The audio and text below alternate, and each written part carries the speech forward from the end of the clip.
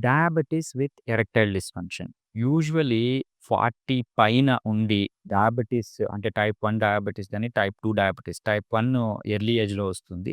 So, ఈ type 2 diabetes ఉండి 40 తర్వాత ఉన్నవాళ్ళు ఎరెక్టైల్ డిస్‌ఫంక్షన్‌తో ఇబ్బంది పడే ఛాన్సెస్ చాలా ఎక్కువుంటాయి. అంటే 100 మెంబర్స్‌కి డయాబెటిస్ ఉంటే 60% men May suffer with erectile dysfunction అట. సో, ఈ ఎరెక్టైల్ డిస్‌ఫంక్షన్ అంటే ఏంటి అంటే, ఎక్కాలన్న కోరిక ఉన్నా గాని అంగం స్తంభించకపోవటం. సో, అంగం ఎప్పుడైతే స్తంభించదో వాళ్ళు సెక్షువల్‌గా దూరమైపోతారు. సెక్షువల్ హెల్త్ చాలా ఇబ్బందవుతుంది. రిలేషన్‌షిప్ ఇష్యూస్ ఒస్తాయి. సో, దీన్ని ఈజీగా ఎలా కరెక్ట్ చేస్తామన్నది ప్రశ్న.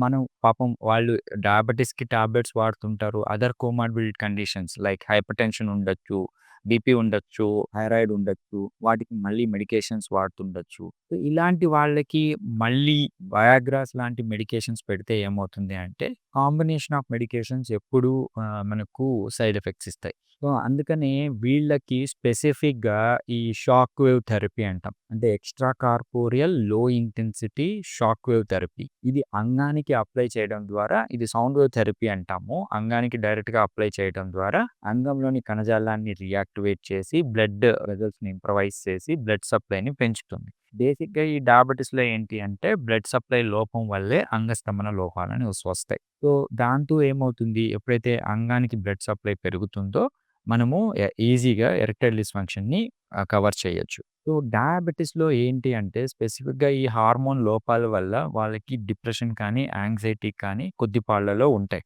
సో, ఈ సెక్షువల్ హెల్త్ ఎప్పుడైతే తగ్గుతుందో ఆబ్వియస్‌గా వాళ్ళకి మెంటల్ హెల్త్ ఆ స్ట్రెస్ పెరిగిపోతుంది. స్ట్రెస్‌ని రిలీవ్ అయ్యే టెక్నిక్ సెక్షువల్ యాక్ట్ తగ్గిపోవడం వల్ల ఇది ఇంకా ఇబ్బంది పడతారు. సో, వీళ్ళకి ఓవరాల్‌గా ఎటువంటి మెడికేషన్స్ లేకుండా, సైడ్ ఎఫెక్ట్స్ లేకుండా అప్లై చేయాల్సిన టెక్నిక్ ఈ షాక్ వేవ్ థెరపీ. ఈ షాక్ వేవ్ థెరపీతో వాళ్ళు ఎప్పుడూ లేని ఈ రిజువనేషన్ అంటాం.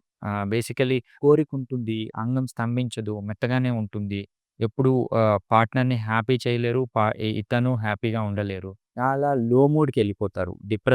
నిద్ర సరిగ్గా పట్టకపోవటం, యాంగ్జైటీ ఉండడం, హ్యాపీగా ఉండలేకపోవటం ఇవన్నీ సమస్యలు. సో, ఎప్పుడైతే మనం ఈ సెక్షువల్ హెల్త్‌ని ఇంప్రవైజ్ చేస్తామో వితౌట్ ఎనీ సైడ్ ఎఫెక్ట్స్ అతను లైఫ్‌లో హ్యాపీనెస్ అనేది ఇంప్రవైజ్ అవుతుంది.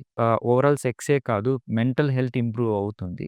సో దట్ వాళ్ళు సాంసారిక జీవితం రిలేషన్‌షిప్ ఇష్యూస్ కావచ్చు, మెంటల్ హెల్త్ కావచ్చు, even physical health calorie burn వల్ల వాళ్ళ ఆ స్ట్రెస్ చాలా తగ్గుతుంది. ఈ విధంగా ఫిజికల్ హెల్త్‌ని ఇంప్రవైజ్ చేయొచ్చు, మెంటల్ హెల్త్‌ని ఇంప్రవైజ్ చేయొచ్చు, సెక్సువల్‌గా కూడా హ్యాపీగా ఉండేటట్లు చేయొచ్చు. దీన్ని యూజ్ చేసుకోగలరు. Thank you.